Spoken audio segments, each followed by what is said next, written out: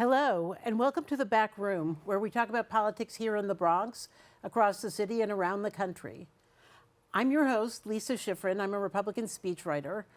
I'm David Eisenbach, presidential historian. And tonight we have the pleasure of having Chris Reid, who is the chairman of the New York Young Republican Club, Bronx Caucus. And I think we're going to start by talking about this whirlwind week we've had with the president being inaugurated and starting his term. Big opening. Hundreds of executive orders, which he called shock and awe.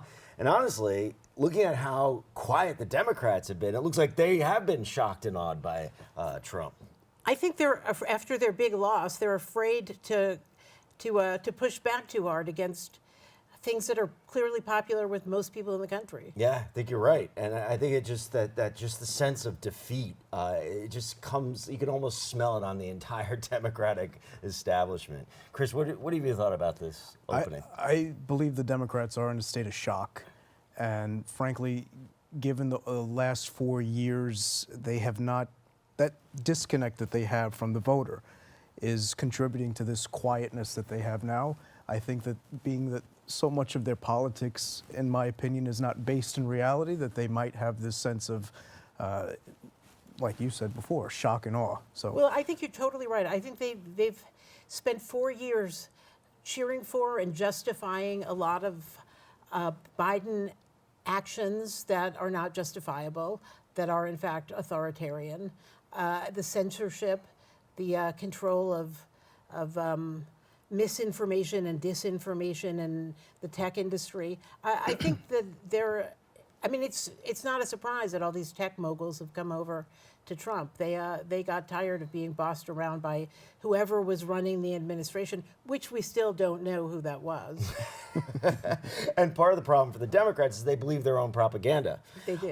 So I think they were genuinely shocked that they got clobbered on Election Day, whereas anybody who was actually looking and seeing how unenthusiastic most Democrats, including myself, were about the state of the party and our leadership, I think they were genuinely surprised when they woke up after the election. how much was it that Kamala spent on the celebrity endorsements? Was it close to $1 billion? I might be mistaken, but I don't think it was close to $1 billion, but I think it was hundreds of millions of dollars. Yes, which is shocking. yeah, it's very much the bread and circuses philosophy that they Well, have. So long it's as not like the Republicans are above bread and circuses. well, that's true. But the problem is, but at least they're effective. you can Yes. spend all that money if you don't have a message, if you don't have policies that appeal to the average voters, which the Democrats no longer have, you're not going to win. No.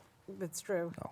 And Trump has taken advantage of his win to start off strong on policy. It's clear he spent a significant part of 4 years developing a serious agenda that he has had the backbone to come in and just start. I mean, he does have that advantage. He was president, so Right. he knows what he's walking into. Most of these presidents get elected. They are sort of surprised. They don't really have a plan. They're all over the place.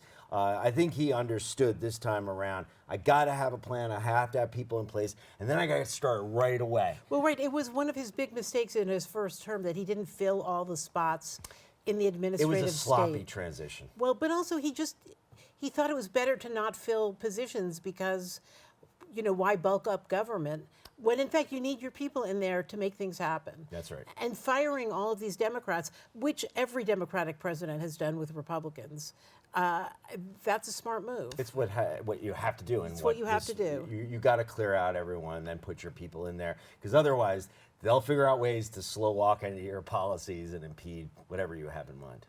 Yeah. So which is your favorite policy that he's announced in the last couple of days? Withdrawing from the World Health Organization, I would that's a say good one. right now is my ultimate favorite one. Why is that?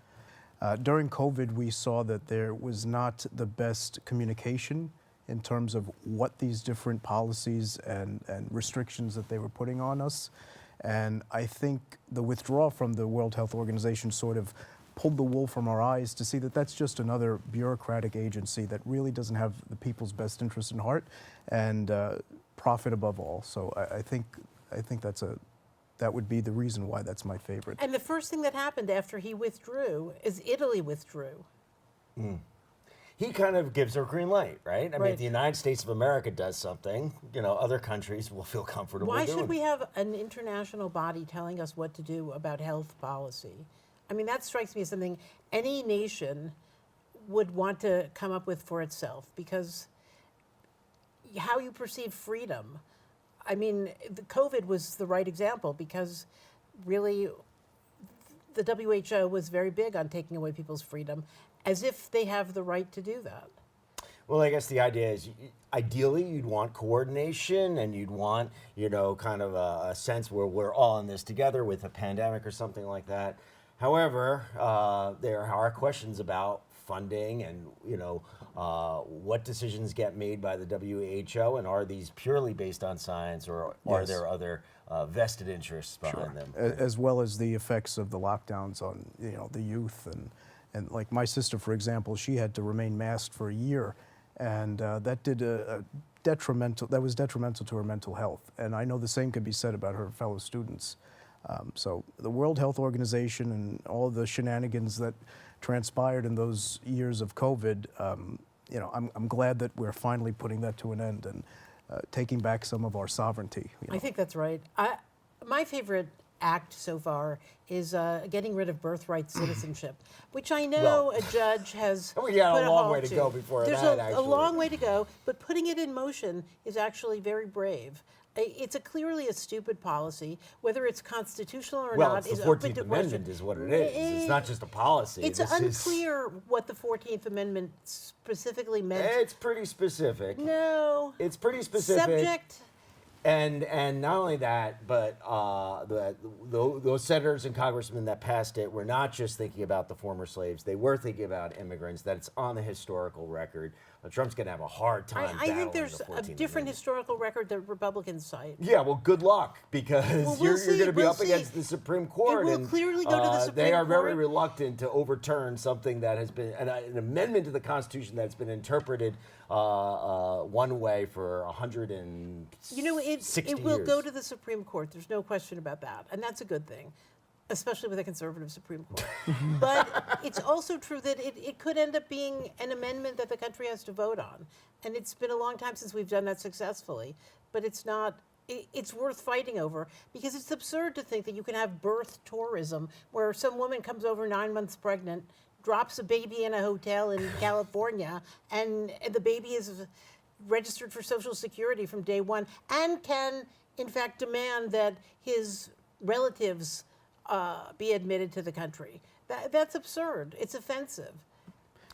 And whether the 14th Amendment is clear or not, it's very obvious that this is something people are taking advantage of. Clearly. And it has to be addressed. So Republicans have been talking about this for 30 years. Yeah.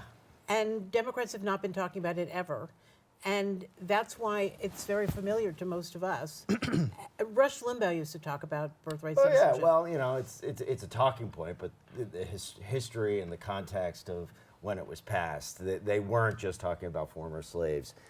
They did intend for it to cover immigrants. So Well, that's an opinion. it's that not. we will it's an see. opinion based on historical We will fact, see and how long that there are a opinion ton of books stands. and historical records to back me up. My favorite Trump policy was the ceasefire in the Middle East. I thought this was remarkable. He put it into the works even before he became president. I think anything that can stop the killing in the Middle East, and what I was particularly happy was he got tough with Netanyahu.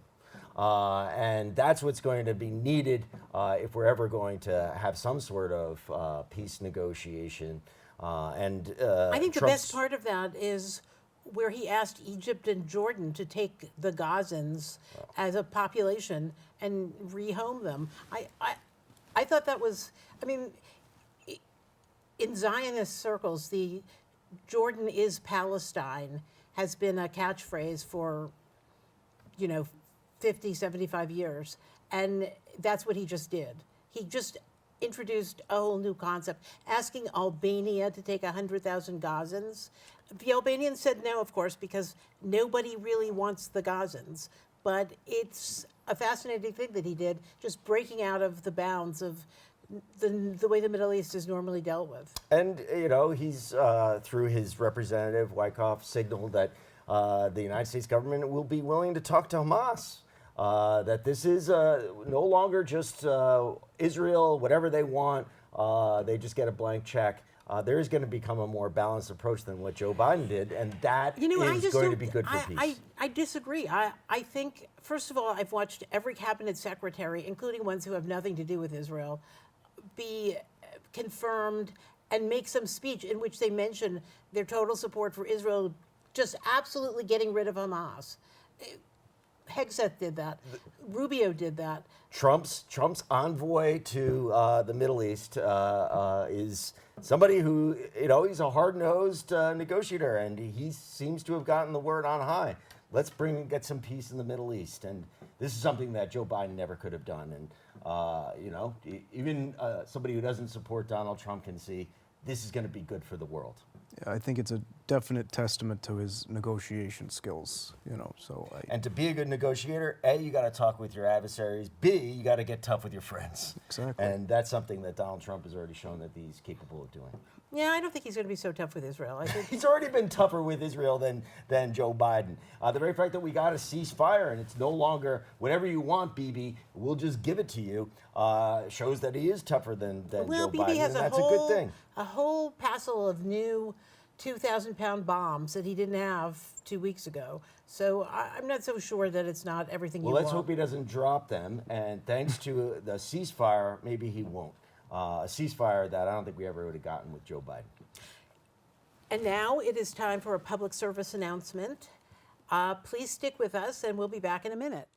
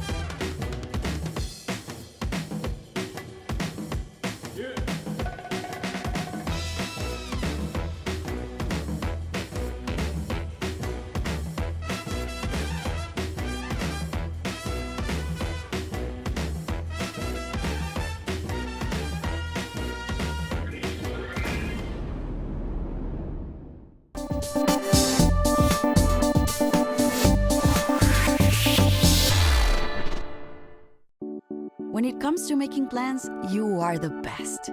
What about those barbecues you plan in detail for your family? Or your daughter's first costume party? It was out of this world. The same way you plan each detail for those moments, start planning to protect you and your loved ones from a natural disaster. Sign up for local weather and emergency alerts. Prepare an emergency kit and make a family communications plan. Protecting your family is the best plan you can make. Welcome back to the back room. And now we're actually going to go to politics in the Bronx. Chris, tell us a little bit about what you're doing. Okay, so I'm the chairman of the Bronx Caucus of the New York Young Republican Club. It's the largest and oldest Republican club in the country. And I guess to get to the meat of it, I would have to go to the beginning. And for me, it all started at the Trump rally in Crotona. I was right in the front row, and I heard Trump speak. And as an active Republican, I thought that that would be the beginning of, capitalizing on the momentum that this should have started. And after the rally, some weeks passed, and I noticed that there was still not very much activity from the local Republican Party. Yeah, the Bronx Republican Club is a little weak on activity. I would say more than a little. Yes. I was being diplomatic. Yes. Well, luckily I don't have to be. But the thing is, the reason why there is a Bronx caucus to begin with is because we are essentially, our function is to pick up the slack left behind by the Bronx GOP. There is an untapped market of Republican voters in the Bronx that no one seems to care about. With the Bronx GOP, it seems that there is a small circle of voters that they care to put their concentration in, and for everyone else, it's just leave them to the Democrats. What are those groups that are untapped potential for the Republican Party? Well, I would definitely say the South Bronx, for example. If you look at the latest polling after the Trump's election, you could see that we are obviously not red, but we're trending more towards red. And that's by no help of the Republican Party. So And the South imagine, Bronx is mostly Hispanic? it's mostly black and Hispanic, yeah.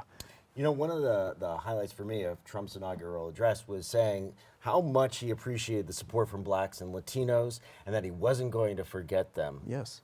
As someone who is, my mother was Italian and Puerto Rican, my father was black and Dutch. So as someone who is multiracial, it's odd to me how people don't seem to see past that, the race thing, I guess you would say, with Trump. Because for me, Trump appeals to far more than just this race or that race. And I think the increased black support of President Trump is indicative of individuals like myself feeling exactly that way. Well, it's mostly black men, isn't it? Yes. It's not so much black women. No, black men, I'm not sure exactly the numbers, but yeah, they have trended more towards Trump. And Latino men. I mean, it's a really remarkable It is. shift. I think it's that masculinity thing, the alpha male. It doesn't hurt. No, that's for sure. It doesn't hurt, and also Democrats see minorities in the Bronx as low-hanging fruit, so they don't really give them that much attention to begin with.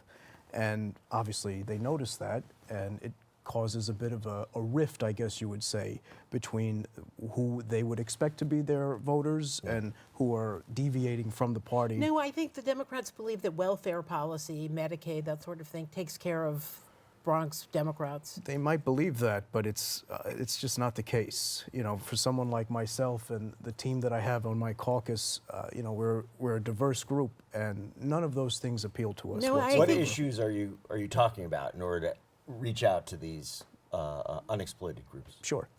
The first thing is American, I don't want to say superiority, but a pride in one's country.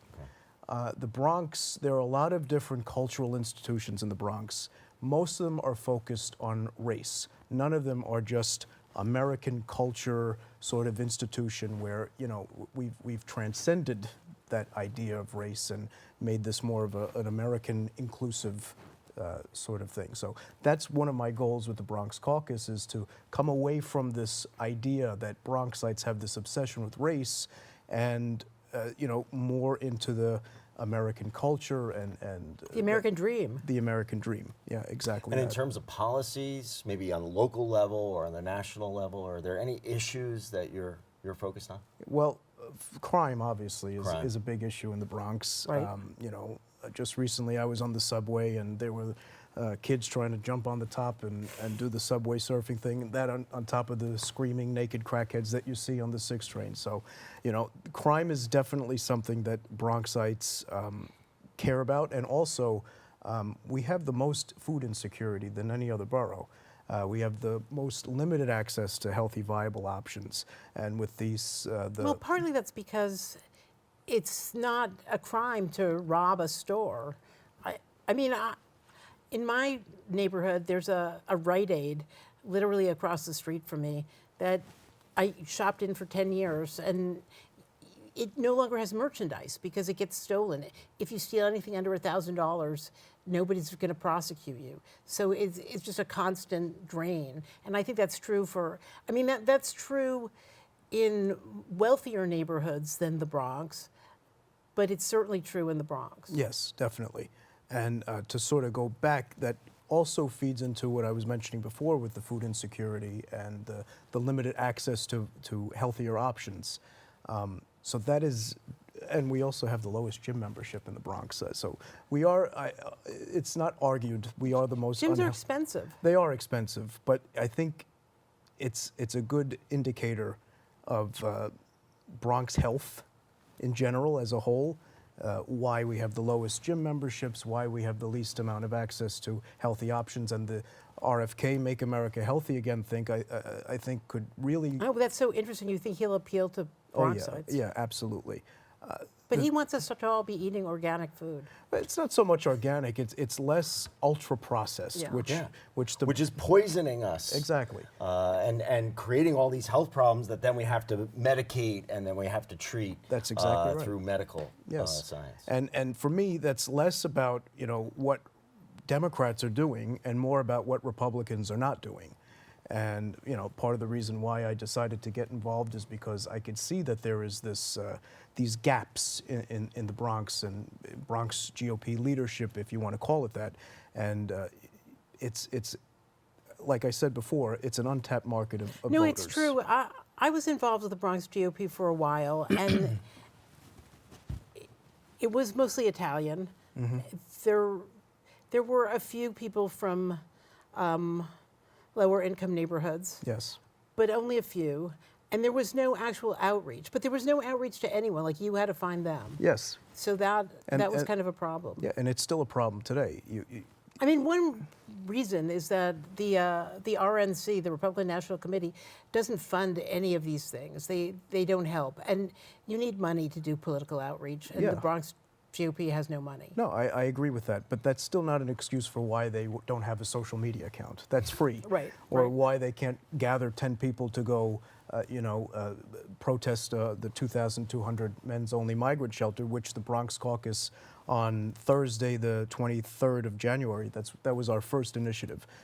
It was Councilwoman Diana Ayala who approved of this migrant shelter, and the Bronx GOP was saying nothing about it. I didn't expect Democrats to say anything, but I expect at the very least. No, Richie Torres, you can always count on him to take the Republican view. Well, that's an interesting thing because Richie Torres, Vanessa Gibson, they're both against it now, but they championed these sanctuary city policies for as long as I could remember.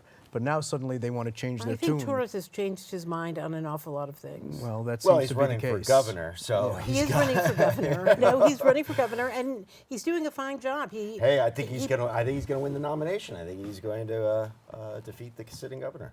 That might. Well, the GOP, the statewide GOP certainly doesn't have a candidate. No, they do not. And like Richie Torres, I don't know him personally, obviously, but I can see what he was saying 4 years ago, and I can see what he's saying now. And frankly, it's an insult because these are things that should have been said 4 years ago. It's just, I am so curious about, where he had this conversion. Well, I think. Like the road to Instead of running Damascus. for Congress, he's now running for governor, and there's your Exactly. conversion. That's exactly no right. mystery.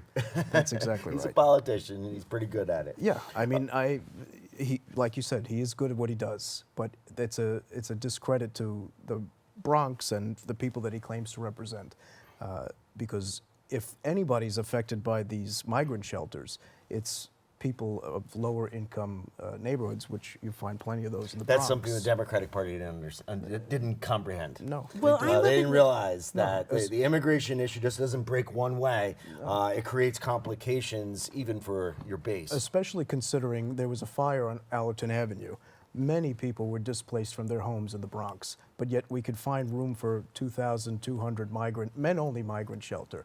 I find that to be abysmal, and frankly, something has to be done about that because it's unacceptable. Now, Where I live in Riverdale, there's been an ongoing fight about this. There was a building that was built to shelter families, Yes. American families, and it was turned into a migrant shelter. And there's a pitched battle between residents of Riverdale, all of whom are Democrats, with Yes. a small handful of exceptions, over whether this is a good thing or a bad thing. And the everyday view is it's a bad thing, but the kind of tonier view is, oh no, we need to embrace these people.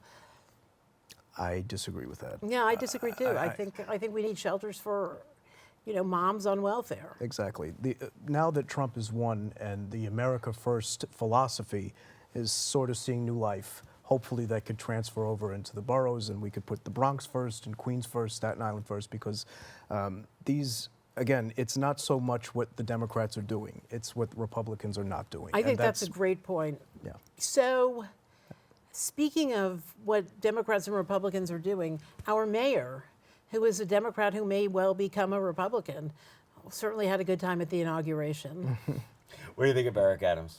Not a fan. Not a fan. And if he were to make that conversion to Republicanism, I would feel the same way about him that I do Richie Torres and Vanessa Gibson. It's a facade. It's a What's charade. the chatter in the Republican clubs about this possible conversion to I Republicanism? actually have not heard much about it. I've heard some speaking through the grapevine, but nothing officially have I heard. But I would imagine that if he were to run as a Republican, hopefully most Republican clubs would see right through that and not approve.